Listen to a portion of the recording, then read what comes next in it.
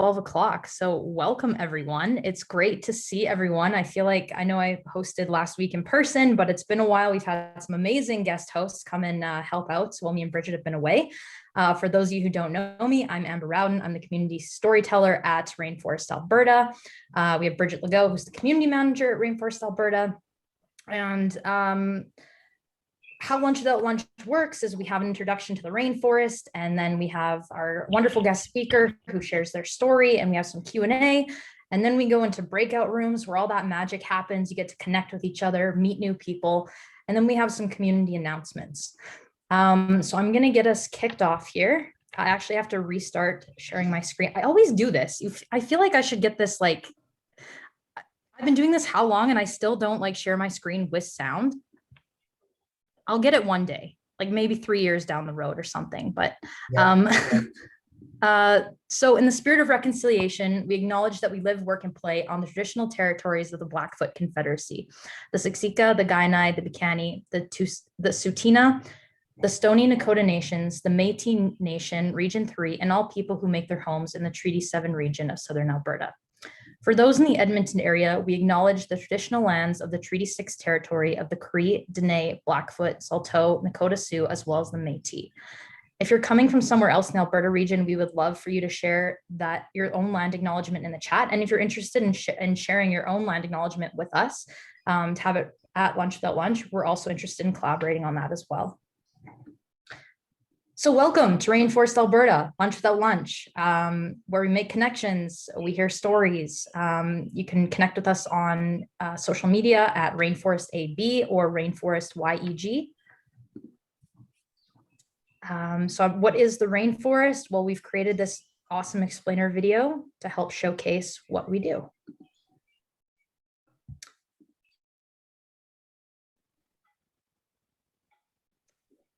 It would help if I shared my screen. All right, here we go. What does it take to realize an idea or for a seed to sprout?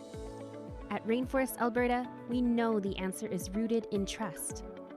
Traditionally, Albertans have cultivated their ideas in established systems. Inputs that don't fit these systems are weeded out. Opportunities for growth are missed.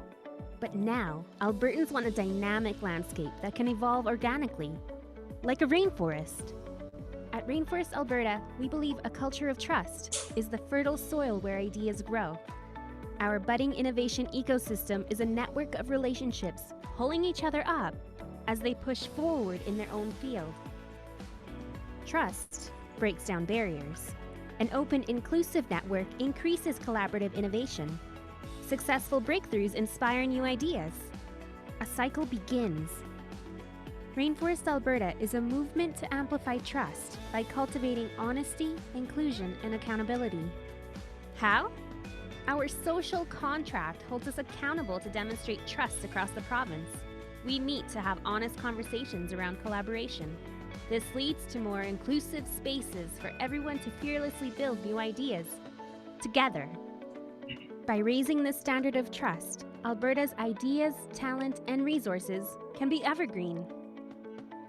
Visit rainforestab.ca to sign the social contract and start growing together. So I'll throw the social contract link in the chat, but we ask if you haven't signed the social contract and the 10 values resonate with you, which you'll see when you visit the website, to sign that. And that's how we live and work and play. And they really engage how we work and connect with one another. So we use 6 pillars to guide our conversations and actions. As you can see, they're not all weighted equally. With any ecosystem, innovation ecosystem, the right balance is crucial, and we measure them each year through our scorecard. So culture is the heavily weighted pillar at 30%, and that's one that we heavily focus on at Rainforest. So tips to making the most out of Lunch Without Lunch. Introduce yourself in the chat, throw in your LinkedIn, tell us a little bit about yourself. We're all here to make connections and to meet one another. What are you working on? What are you looking for? What can you offer? Let us know in the chat. For those of you who are new and those of you who've been around for a while, make those connections. We want to make everyone feel welcome and connect with individuals through direct messaging. Put your camera on. I want to see all your beautiful faces. It's been a while. So yeah, it'd be great to see everyone's faces. Ask questions. We want to ask questions to our wonderful speaker today. Keep connecting on our Rainforest Slack workspace. I know if you've signed your social contract and there's been trouble getting that invite, please reach out to me directly and I can set you up with that. Check out #lunch notes for a capture of today's chat, and all of our recordings are posted on YouTube. So today's social contract value, we've been sharing them each week, is honesty. So I will be truthful and frank, I will break rules, and I will call out the elephants in the room. So as we go forward today's session and throughout the rest of the week, just think about how you can incorporate honesty into your overall day.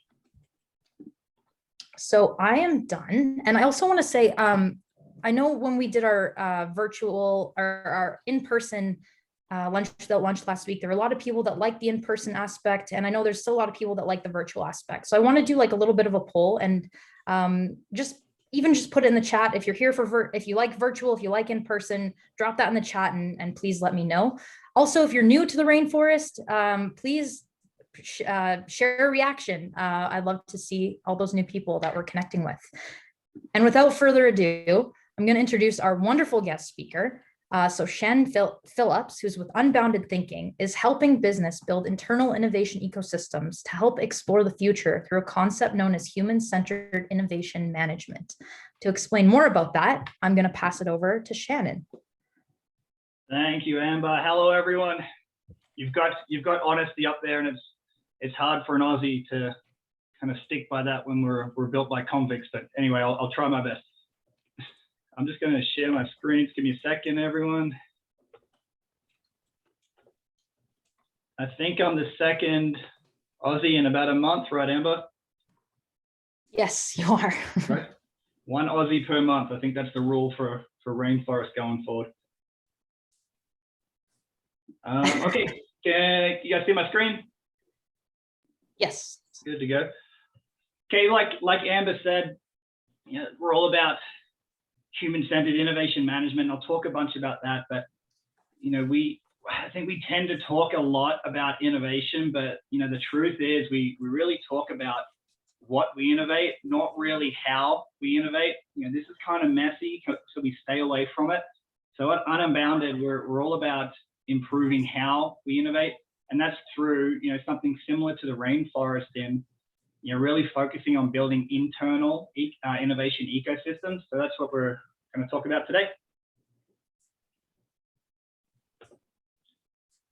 So I'll talk a little bit more about who I am and then what I do, but here's the Unbounded team. My background quickly is in biomedical science, organizational change, and behavior. So my role with Unbounded is really focused on kind of the psychology of innovation.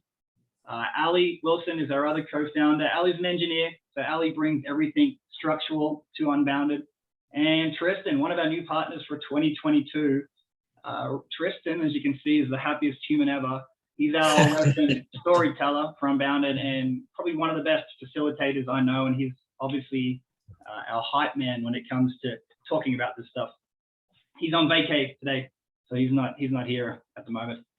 But before jumping into talking about Unbounded and innovation, I wanted to touch on the value of the rainforest ecosystem. So I'm new to Calgary, obviously Canada with the accent, but the rainforest is it's been amazing, for a new kid coming on the block, and hopefully, a bunch of people see their names on here, and I apologize if I've missed a few, but every conversation I've had with someone from this community has led to another conversation. It's led to a new thought. It's led to a different way of thinking that I hadn't had previously. So the value of the rainforest, if I'm being honest, Amber, it's about that concept of an ecosystem, right, and community. And with that, we're going to talk more about what that looks like, but just in a different context of within a business.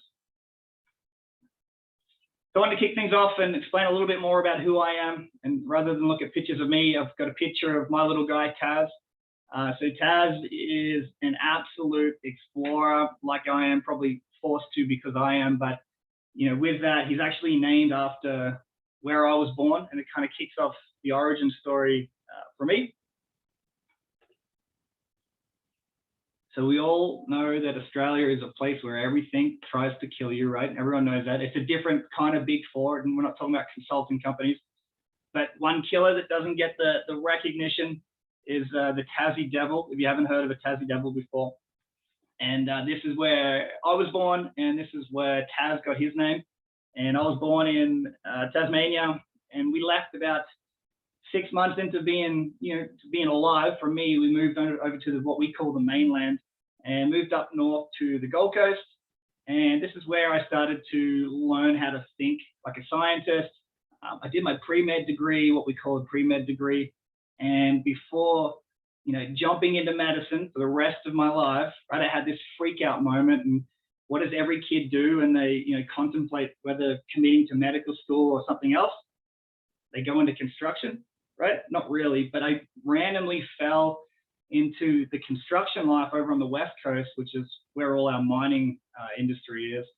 And after about 4 or 5 years of 40 to 50 degree weather, I decided to pack up and move to Canada. I suppose kind of cool off, I guess. And I was very fortunate to, work for Canada's biggest construction company, PCL, right? And I checked with them to make sure I could talk about it. But I loved it. Absolute amazing company, amazing people. I had this long leash to focus on the behavioral side of construction. I got to work on a lot of innovation projects, and also really dug into how to manage change in such a large organization. And customers or clients or whatever, it wasn't just your Suncors that we had to look at as a customer. It was also thousands of frontline trade employees.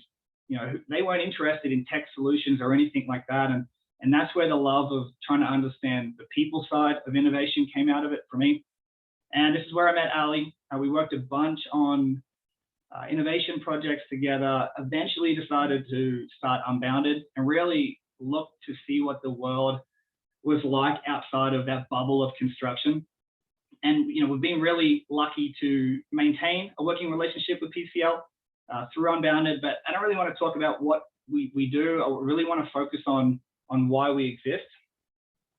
So, with that, what we learned, like I said, aside from PCL being this amazing company, a massive company, but what you learn is as you get bigger, trying to understand how innovation works is so tough, right? And with that, there's no easy instructions on how to innovate, right? It makes it super messy. And this wasn't a PCL problem, right? I would label them in the traditional sense, a very innovative company. But the problem was that innovation was so complex to try and understand and even harder to try and manage and implement. So with that, for Ali and I at this point before Tristan came on board, our mission was clear, right? For Unbounded, it was to look for ways or explore ways to really simplify how we innovate and to make this type of thinking available for everyone, not just for the big companies so they stay big. So as scientists, or to play on words here, innovation astronauts, right? We went exploring just to kind of look what that really looked like out in the real world. So we started with a blank canvas, right? We went and talked to a lot of different people, a lot of from different sizes of companies and different types of companies. And we realized there was a huge gap in not only how we defined innovation, but also how it made people feel, kind of like the ink block test, right? And, if we could capture that response as an animal to try and have some fun with it, and just to let you know that not every animal is trying to kill you in Australia. This is a quokka, right? This is kind of the response you get from talking about innovation in the startup world. And my joke at the bottom, down the corner there, is called a quokka hug, right? And what I picture that as is if you're walking around with a body cam at Inventures, this is the response you get when you talk about innovation, right? It's exciting, it's fun, it's very motivating. But the reality, right, when you talk about innovation in an established company, you get this little guy, right? It's called an II from Madagascar, apparently the bringer of evil. Don't want to touch on it too much, but this is that employee giving 120%, working on innovation stuff on the side of the desk, running the other way when the manager comes down to say, hey, I've got another innovation thing for you, right? So, with that, I'm not here to suggest that businesses aren't trying, right? It's that they get stuck in this situation where they think innovation is all about design thinking or having a post-it note brainstorm session or an idea contest. And because of these failed attempts, right, businesses get confused, they feel like it's not worth it. And how do employees react, right? They're not listening to them anymore, so they turn into those disengaged robots. They go to another company, or they enter the startup world, right? And whatever the outcome, the business suffers, and technically so does the employee. So I got this analogy of Martin last week talking at Lunch Without Lunch in person. So the gap here with this type of thinking is when we think of startups, their thinking is generally focused on that in and out model of thinking, right? It's get in, you pitch, you ask for money, you sell your company, you get out and you start another one, right? And I know that's not true for all startups. Like we love to talk about the unicorns like Neo Financial and all that. But the idea around disruption as a business model or an attempt is, produces this kind of the same results of instability of just how it affects the bigger ecosystem that does include already established businesses. So Jeff Bezos was running around lately, saying, I predict Amazon is going to fail, right? We're going to get disrupted and we're going to go bankrupt. And as much as this is a scary thought for a big company, it's 100% the right way to be thinking. And especially for Alberta, when we're looking to sustain this energy of new tech and new startups and new money coming in for what we think is innovation, right? We need to have established businesses also focus on disrupting themselves. It's just better for the overall ecosystem. And the reason for that, I just had to throw in a couple of stats, and these are the only ones I'll have or include, is that businesses know they need to innovate, right? Everyone says that they innovate. But when you ask those same people how they actually perform and how they think they do it, they don't really have a clue. We innovate, but we don't really know how. And because of that, right, these companies are missing these crucial growth opportunities, which is why they're getting disrupted, right? There's a big gap in companies who say they innovate, but actually knowing how they do it. I lied, one more slide of stats, but on the left-hand side, this is how companies say that they don't know how to innovate, right? These are the biggest obstacles. And on the right, they're the global stats. On the right-hand side, we're able to find the two biggest obstacles for Canadian companies, right? Having no skills and feeling as though it's too risky and too uncertain. So with this in mind, we can see that how innovation is just a mess, and it's pretty easy to see that we need to build some structure around how we innovate. So after digging around, Ali and I, and also Tristan involved at this point, what we realized is that we had some pretty big misconceptions about what innovation is and how to actually do it, so to speak. And if we wanted to really simplify how we did it, we needed to address these big kind of ideas first, right? And that's what I wanted to focus on right now, just the four of them. So the big one I put first, right? We think that innovation is technology. Right? We need to challenge our understanding around what innovation is. We're so quick to think that it's all about technology, right? Innovation equals technology. IBM equals innovation. Build an innovation center for technology, right? And it's great that we're thinking that way, but technology is not what innovation is defined as, right? It's the outcome of innovation. So for anyone who hasn't seen the picture of the orangutan spearfishing, right? This is innovation, right? It's defined by every species' ability to survive. And why are we as humans the dominant species? I'm not talking about the food chain. I'm talking about the innovation chain, right? We sit on top of the innovation chain for two reasons. One is that our brains have developed differently over time. And this is not a neuroscience class, so we'll skip that one. But the other one is our sense of community, right? Which is a big thing around the rainforest. So thinking about the sense of community, this concept of different industrial revolutions, right? I'll leave it up to you if you want to believe the idea around this or not. And I think Megan talked about this maybe last month or something similar. But what's interesting is this digitization era, right, is around the year 2000 started then. Something special started to happen, right? Although we get caught up in building apps and automating processes, the bigger picture is that we've found a way to connect everyone on the planet with things like the internet, smartphones, computer processing, and social media. And now this new approach to problem solving, right, this has resulted in a rate of change that's making it so hard for established companies to survive, right? Is this good or bad? It's a good question, at least. And when you step back and look at the bigger picture of all this, technology as an outcome, right, has led to this global crowdsourcing kind of crisis. And I say crisis because it's led to this World War Z approach, if you know the movie, right, to where, you know, these problem-solving zombies are swarming problems, right, without any real consideration for how that affects the planet. And, you know, then it makes it very sexy for startups to solve these problems and come along and disrupt businesses, right, without the bigger picture understanding. So what's next, right? We're kind of entering that new era of business with this concept in mind, right, dubbed the fifth revolution. And it's focused on personalization. And the key learning here for everyone, whether you believe in this concept or not, is what used to take 100 years to allow humanity to, you know, deal with the change going on around them. Excuse me, it's only taking 20 years now. And, you know, ironically, this lunatic genius, Elon Musk, right, in the last 20 years has just changed the game on so many different things, right? From ground travel, space travel, underground travel, Neuralink, energy, how we spend money, right? This is why we need to take notice of this rate of change and turn innovation from a buzzword, which we kind of like saying but don't really know how to do it, into an actual survival tactic. So the second misconception is that innovation is all about new ideas, right? And some of you may have seen this visual before. If not, it's from the corporate startup book.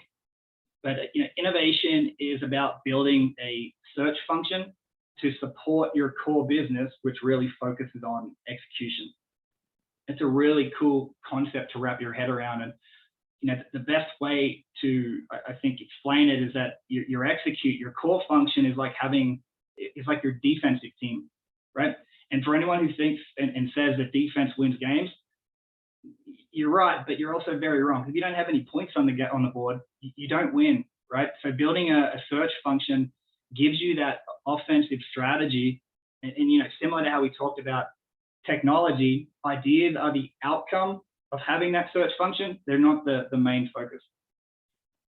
So I like to think of it in terms of, especially coming into summer, you know, we think of innovation is about focused on fishing for good ideas, right? But it needs to be bigger than that. Innovation is about casting that wide net, you know, to explore ways to improve the overall business. And a great example of this, you know, is trying to improve your business model as one example, right? It's not just about creating new products. It's about looking at the entire business. And hopefully everyone gets this concept. But the business model canvas, right, the new way of building a business plan, which is kind of innovative in itself. But businesses shouldn't just stop here at building a business model, you know, and leaving it to catch dust, right? It's also about continually searching for new ways to improve their business. And in doing that, it keeps that, you know, say intrapreneurial spirit alive. So employees are wanting to stay because they're still feeling like an entrepreneur, but they're within an established company, right? So then you can feel like that clocker walking around talking about innovation. And you know, doing that, it also allows the decision makers to keep making decisions, right? Which it keeps kind of everyone happy doing it that way. There's a third misconception: innovation is reserved for the alphabets of the world. If you don't know Alphabet, they're the holding company for Google. But the Venn diagram on the right, it's kind of like the mission statement for what one of their companies called is X. So this is their moonshot factor, right? They're all about trying to solve humanity's biggest problems. Ivor presented about this at Inventures, if you got to watch it. But what we can learn from the biggest, you know, one of the biggest companies in the world is that or most of the biggest companies in the world, is that they invest in innovation, right? It's not because they have the money. I'm sure part of it is because they do, but it's because they see it as a survival tactic, similar to what I talked about, with Bezos before, of worried about being disrupted, right? These big companies know that it's going to happen, so they've built in their offensive strategy, right? But with that, you don't need alphabet money to adopt alphabet thinking, right? It's more around building it as a survival tactic rather than having the money to build a R&D factory. So this chart I find interesting. It's a little busy, I apologize, but I just wanted to focus on one area, right? We traditionally look at the growth cycle of a business, right, by revenue, but we need to start looking at it, in addition, from the perspective of how a company, the need to improve is as well, right? So you can see, the problem mindset kind of with each stage that I have. And I just wanted to put focus on the one in red there, from when a company starts to expand. This is your established company, so to speak, or a little bit further along.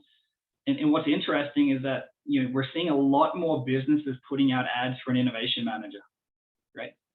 This is a sign that for all businesses that this type of thinking is coming. But why are we waiting to be reactive to bring someone in who doesn't know your culture, wants to take money from the execution budget, right? Good luck with that cultural problem, right? So the idea with this is that, the big reason why these types of companies are saying, hey, we need help with innovation now, is because we're starting to tie innovation with revenue, and now we're starting to get a little bit reactive with it, right? So as you can see on the right-hand side, don't focus about the 50 companies there, but this is the list for 2021 top 50 innovative companies in the world. And with that, the performance of these companies in terms of investment is 17% higher. Don't worry about the specific number, but they perform 17% better than companies who aren't on the list, right? Great little investment tip for everyone. And I know it might sound ironic, but Steve Jobs, the guy who started that company that's on number one on that list, said it's not about the R&D dollars that you have, it's about the people you have and how you're led and how much you get it, right? It pays to be innovative, and now we're starting to see that. Final misconception, start moving through this pretty quickly, but I wanted to touch on, that we think innovation is some sort of art form and that creativity happens organically, right? Innovation is about being intentional, about encouraging each employee to improve what they do, right? This is not creativity. This is survival, right? And this is a system, just like an ecosystem like we're talking about. And I want to pull from a construction example. This is my background, but when we didn't know how to finish a project, what did we do? We created the management type, project management, right? When we didn't know how to manage quality, we did the same. Ditto for safety, ditto for any other management type out there. And what we now know about innovation is it's an absolute mess, right? So like all of the other management types, we're at that forefront of bringing how we manage innovation to the mainstream. And a great example, a construction example, nonetheless, only a few months ago, Emirates Steel, which is Dubai's biggest publicly traded steel company, reported saving 60 million in 2021 directly due to the fact of implementing an innovation management system, right? This type of thinking around managing innovation as a system, it's coming, it's happening in construction, right? Which you would have thought would be the last kind of industry to adopt it, but we need to start thinking about it seriously. So I challenge everyone to kind of take this away and help change the conversation around innovation, right? So innovation should be around, it's about biology, right? It's about how we survive as a species. It's about focusing on exploring, right? It's about building that offensive strategy. It's systematic. It's about being intentional on how you manage, how you innovate, right? And it's also intended to be for everyone, not for the alphabets or the apples of the world. And I know that the definition for innovation is out there for everyone to adopt and change, and it's okay to have a different definition within each person, within each company. Everyone should be aligned in some sense, but for us, innovation is a system that allows every employee to feel as though they can improve in what they do. So the solution in our minds is really the same approach as the rainforest, right? Businesses need to create their own internal innovation ecosystem to help them survive within their own environment, right? And the rules to doing that, it's really the 3 steps of building an ecosystem or maintaining an ecosystem, right? You need nutrients, you need energy, and you need to recycle. And for the business world, you need structure, you need to motivate employees to want to be involved, right? And then you also need to learn continuously. So that's kind of it around the philosophy of what I wanted to talk about. I'm not going to dig too much into what we do at Unbounded. If you do want to know more about how we approach it, please reach out. Happy to talk about it. But with this in mind, we built this idea, called human-centered innovation management, which is our approach to building internal ecosystems. We have 4 main areas, right? One is improve how a company or a business innovates. And I've just talked about how we would build an ecosystem today. We also look at building skills, challenging thinking, and finally, how we solve specific problems through our workshops. So this is kind of our one-stop shop for how we build ecosystems, and it really depends on a business's needs as to how we would approach that. For example, a small company might need a workshop to solve a problem, whereas a larger company might want to invest in building innovation specialists so they don't have to hire an external innovation manager. So I know Rainforest is all about community, right? And with that, ironically, when you look at the Fusion of Innovation chart up here, we're looking for the innovators and early adopters who are working in businesses that are ready to build their ecosystems, right? The kind of people who are excited by the idea, the quokka people, right? But they don't know where to start or haven't really been able to be successful yet or need help. So we're looking to understand what their biggest obstacles are. So we want to throw out our, I suppose, offering of doing free obstacle discovery with these people, just to, and also build them an analysis so they can take that off for free and kind of start them on their own journey. So if you can help, please help. Email us at info@unbounded, reach out to me on LinkedIn. And with that, also we're also looking to build our team. So if you know anyone who would be a good fit for what we're trying to do, also please reach out. And last slide. I don't know whether anyone knows Looney Tunes, but doesn't that smile look kind of similar to the real Tassie Devil there? And that's it for me. Thank you, everyone. Thank you so much, Shannon. That was an absolutely awesome presentation. It's something I could talk about all day. Yeah, thank you so much. And now, do we have any questions for Shannon?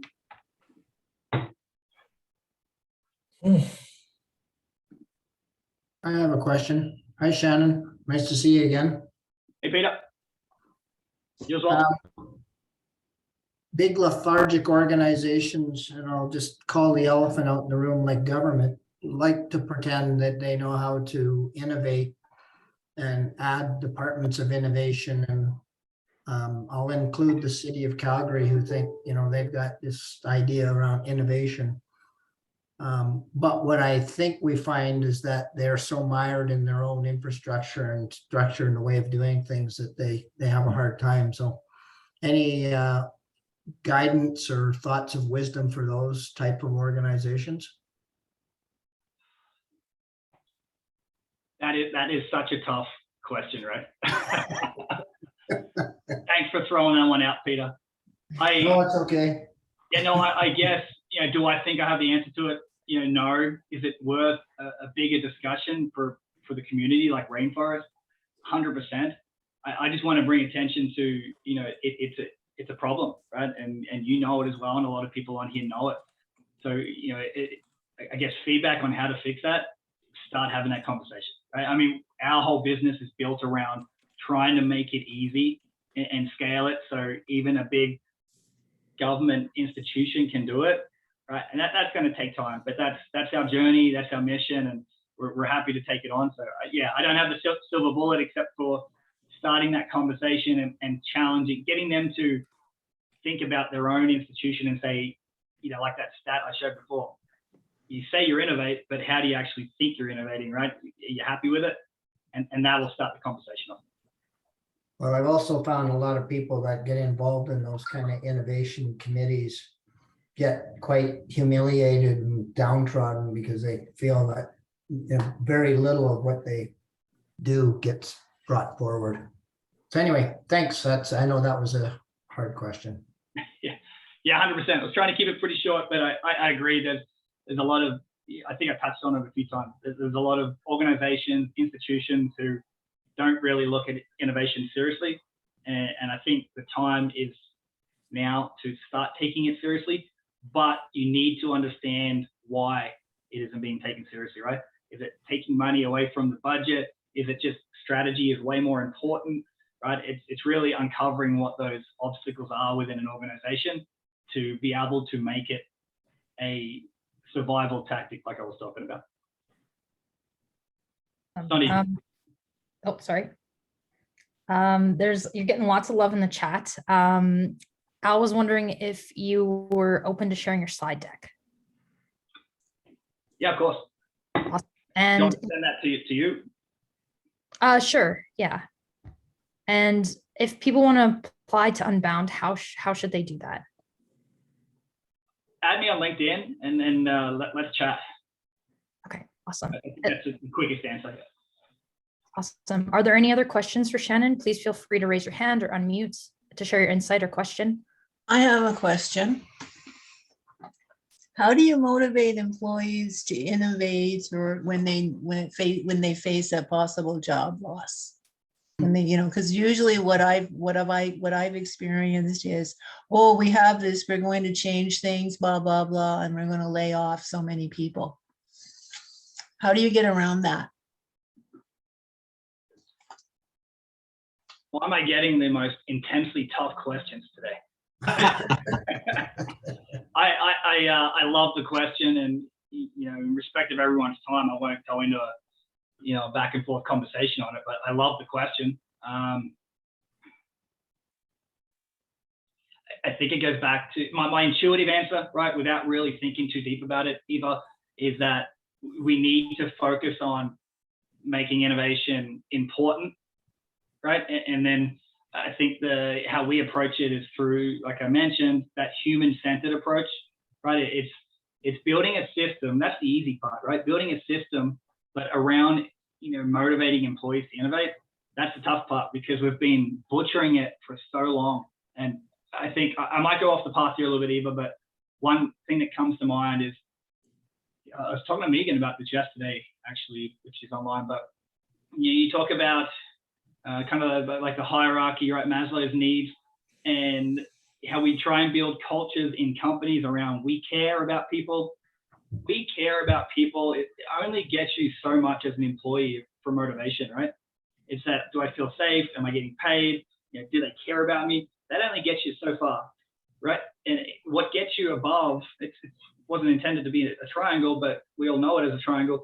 What gets you to those levels of self-actualization and all that other stuff is allowing you to feel fulfilled, right? And I would much rather see a culture of innovation where employees can come to work every day and feel as though, oh, hey, I want to try and improve this, or I want to try and improve that. And I know that sounds messy, but on the employee side, I'd much rather be in that culture, right? Rather than just a company who says, we care about you, we care about work-life balance. That can only get you so far. So a little bit of a rant down a different direction there, Eva, probably to kind of hide the fact that I couldn't answer your question properly. But great question on your end. Well, my name's Iva. That's okay. You got the Aussie accent. Sorry, Iva. Awesome. Thank you, Shannon. Thank you, Iva. Any other questions or insights for Shannon?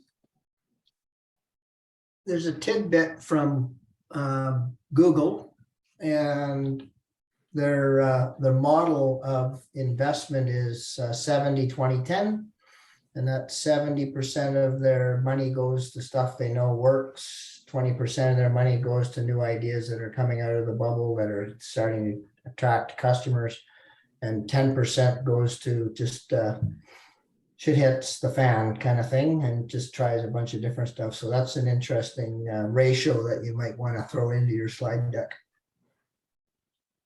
Peter, funnily enough, I took it out to save some time. I love the thought, and that brings me back to, just quickly, if you're able to get the right people in the room to build an innovation strategy, whatever you want to call it, right, which has that, how much are we going to allocate to innovation, 70, 20, 10, right? That's the typical numbers.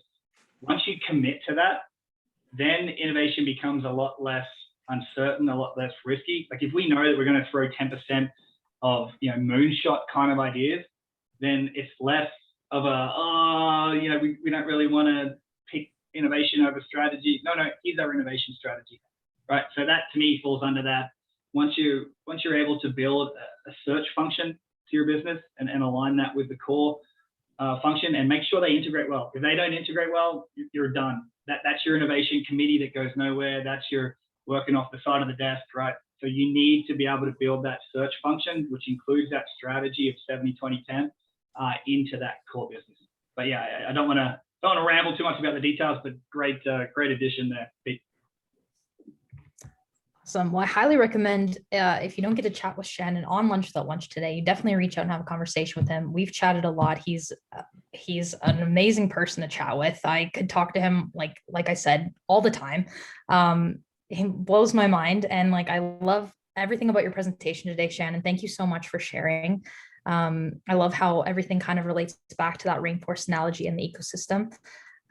So we'll go into breakout rooms now. We'll probably have time for a couple, and then we'll come back for some community announcements.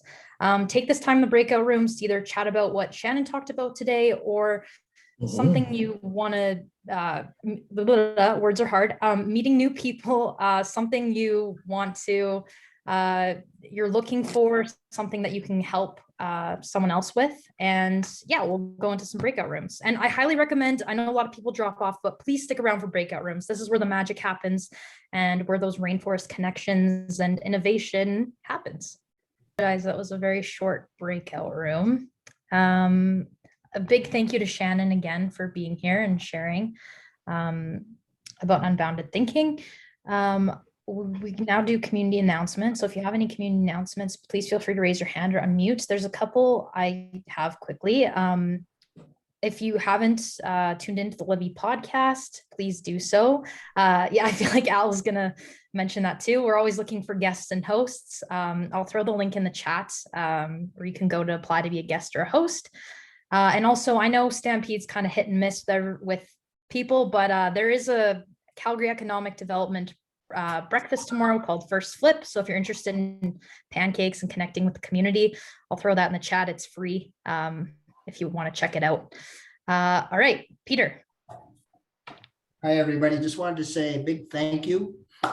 Branch Out Foundation Ride Around the Lake was a big success. We raised $165,000 for natural health science research. And then the ECL Choppers for Charity, we actually wrote a check for $200,000 to the Children's Hospice between the bike raffle and all of the fundraising events that we did throughout the year. So that's a big program for looking after kids that are terminally ill. And we actually look after the parents to give them a break during a super tough time. So thank you to everybody for your participation, if you bought one ticket or none, or just even hearing me out occasionally. Thank you. Awesome. Congratulations, Peter. Great effort, Peter. Al. Yeah, I just wanted to mention that Inception U is currently doing intake for cohort 9, which starts in September. So if you're interested in pivoting your career into tech, please do go to inceptionu.com to fill out the application and learn more about that. And and check out the podcast. Awesome. Thanks, Al. David. I'm making some progress on computer code to improve breakout rooms. You can find it at davidwally.ca/rain.